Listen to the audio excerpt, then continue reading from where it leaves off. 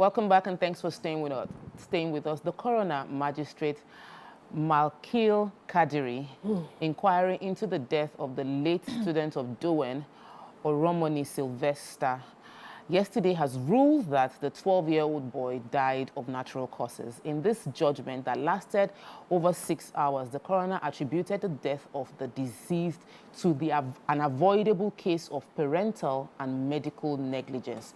The coroner held that Oromoni's died of sepsis emanating from infection of the lungs, kidney caused by an ankle injury. What are your thoughts on this? So we discussed it briefly during the newspaper review. But you can join the conversation by calling us on 081-076-41679 or 090-241-63440. Or you can also tweet to us at TVC Connect, #YourViewTVC. YK took the story earlier on the show today, and painful as it was to discuss it, it was, you know, really sad to tell a parent that they are the reason their son died. While there may be other contributions, the core reason the boy died, they said, according to the coroner's report, was that it was negligence. YK, you were going to go into some conversation. I said we should save it because we were discussing it later. Yeah,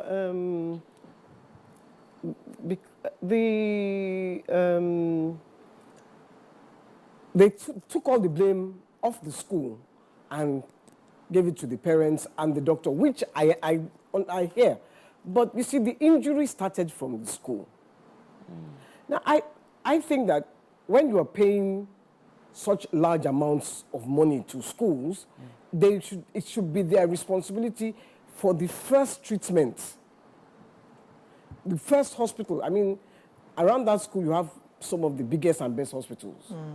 There is no reason why that boy was not treated properly first before his parents were sent for, because you are the custodian of that child. Yeah. When you take that child into your premises, you become the custodian of that child.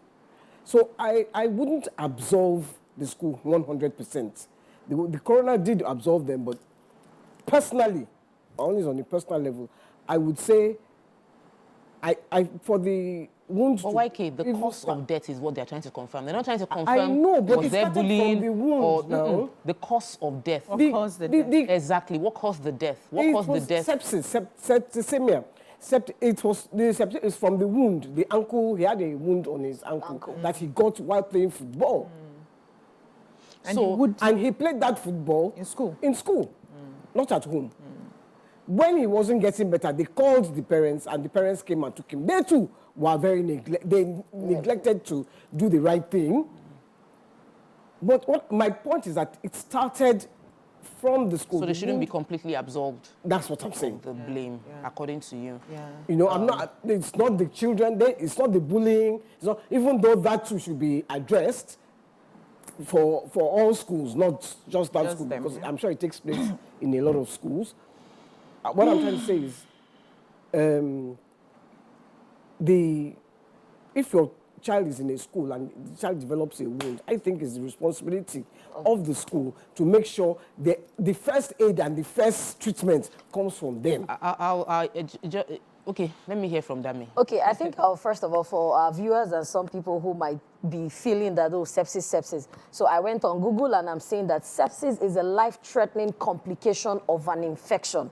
Sepsis occurs when chemical released in the bloodstream to fight an infection trigger inflammation throughout the body. This can cause a cascade of changes that damage multiple organ systems, leading them to fail, sometimes even resulting in death. Sepsis.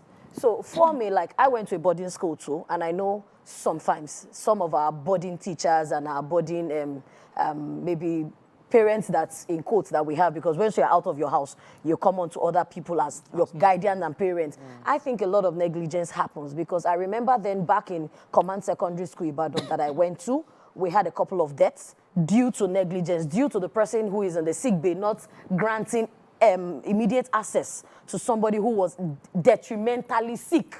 You were seeing her that this person was already frail till she passed on. I'm talking about many years ago, about 15, 16 years ago. And I'm sure but so bringing it to boarding of this day, it still spells the same negligence that we went through is the way they say that now God they look Christmas picking. Allah no one more weary. So some of us have been one way or the other mismanaged in our health. You know that this thing is not to survive. Just managed to survive, to scale through. This boy could have survived. He could have survived if they had done the emergency, or what would I say, the first aid. That okay, this thing is beyond our power. What's the capacity of a secondary school sick bay?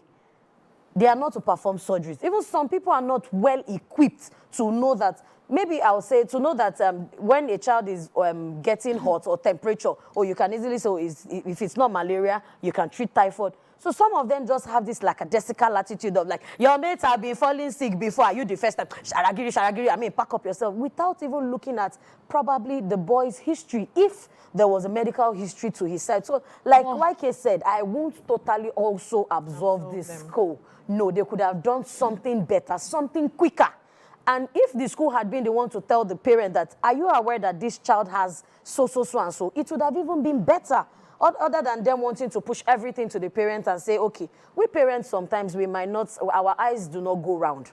And sometimes we know that, okay, putting a child in a boarding school, like I've said, my son is going to go to a boarding school, for the fact that he'll be independent enough the way I was.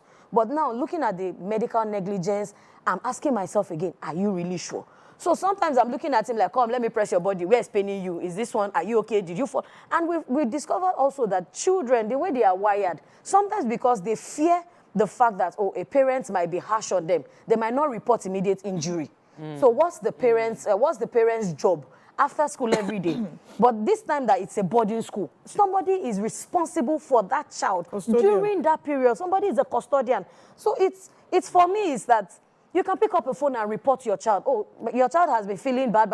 Come to the school. Come and pick the child. But when some custodians do not want to seem like they are incompetent, they close it up and like, I see a deliberate effort to evade the coroner's report. There were two. Because we're choosing, like, we had two. They did the inquest.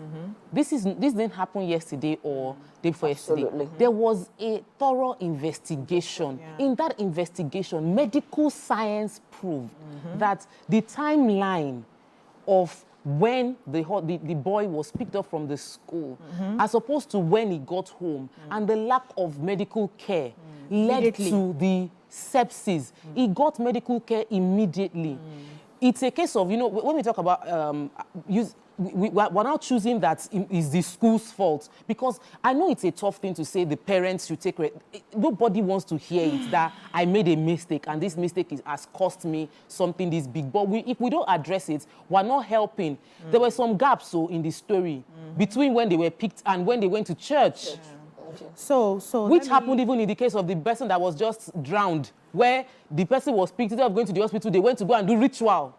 First. So let us address it so that we prevent this in future. I understand YK and Dami, where they've, this angle. Yeah, this sort of started from the root cause, the very first thing that happened, that they felt, the school should have, be more responsible, which I personally agree. And I know that there are schools where if anything happens and their sick bay cannot handle it, sick bay is just basically for stomach ache and headaches and all. They take the child to the hospital and they call the parents. So this is what we have noticed. They are running tests on your child now. Are you coming to pick up the child, And then before that child resumes, they call you and they say, has everything been sorted? Do you have the doctor's report? You come back home with a doctor's report certifying that you're healthy enough to continue, which I believe the school failed in that, right? But that is also not the cause of death, because from the beginning to the middle and to the end, after the school had done their part, it was now left for the parents and the doctor to sort of take care of this child. Now, you have a child who comes home who probably had an injury and then they've done maybe their first aid in school and handed them over to you. What did you now do to follow up and ensure that that child was fit to go back to school? Were we like in a hurry? Okay, it's something small. And I also fault some of the doctors that we have in this country. Everything you have is malaria. No. Malaria and typhoid.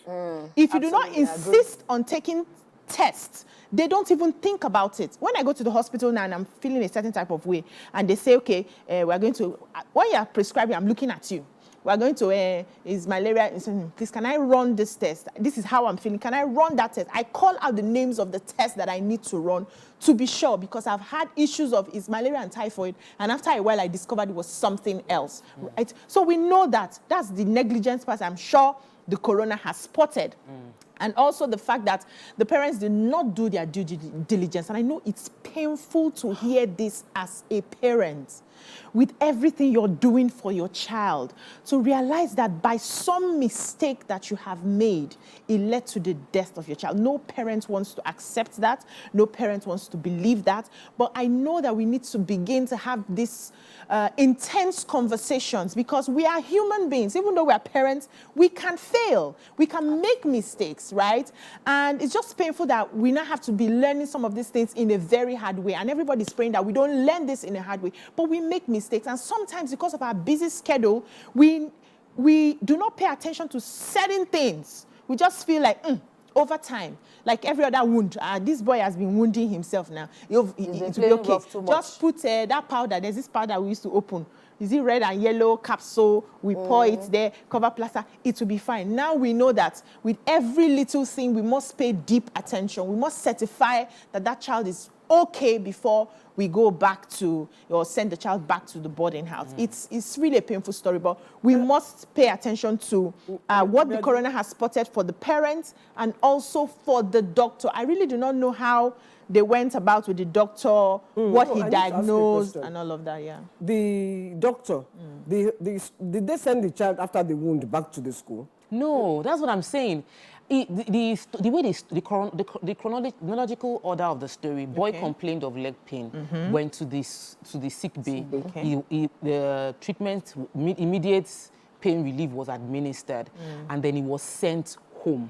Okay. So it was when he was sent to, they said, according to the report, they didn't take him to when he was sent to, they didn't take him to the hospital immediately. 32 hours, almost 3 days, like over 2 days. Over 2 days of not going to the hospital before they now took him to the hospital. And when they got to the hospital, the report that people that came out upon his death was that he was beaten in school and then probably poisoned. Yeah. So it was a case of, did he die based on being poisoned? No. He didn't die based on being poisoned. Could he have been bullied in school? Maybe. There were those fights. There was a thorough investigation. Autopsy was done in Lagos. Autopsy was done in Delta.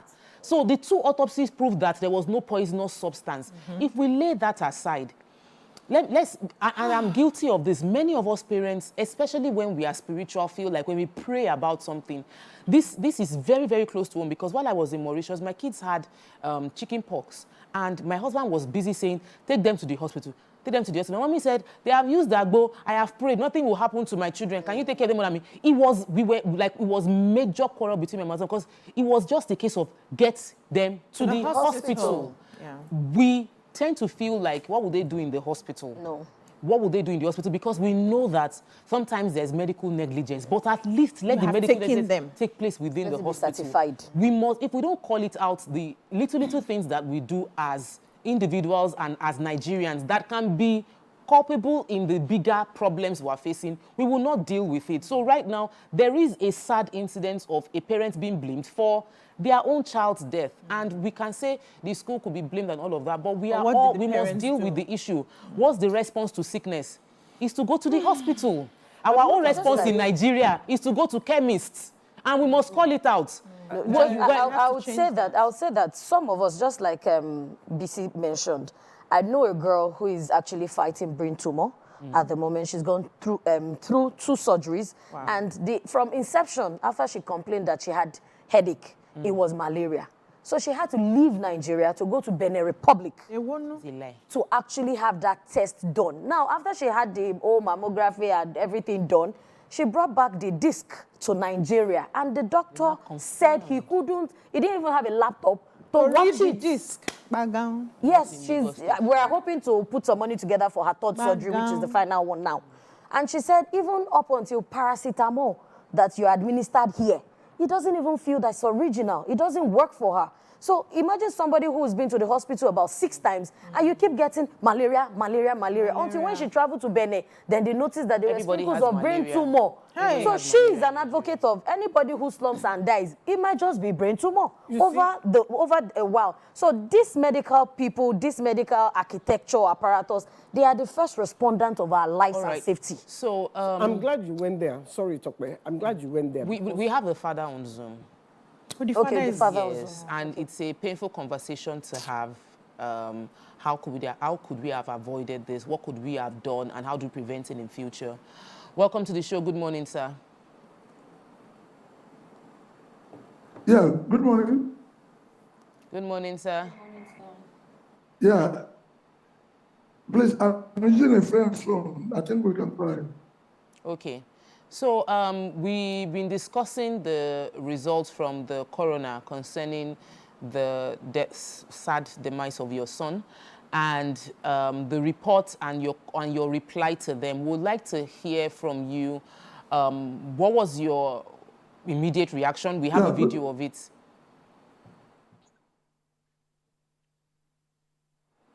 Can you hear me, sir? Based on what we've heard from the coroner, it was a 6-hour judgment. But can you hear me? Oh, there's a network challenge. Do you feel that how would you react to yesterday's judgment? Good morning.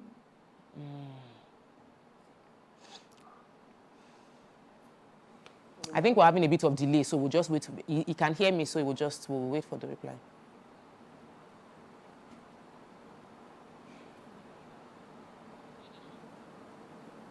Okay, so let's take a quick break. We'll try to sort out the technical issues and come back with him when we return from the break. Please stay with us. We'll be right back.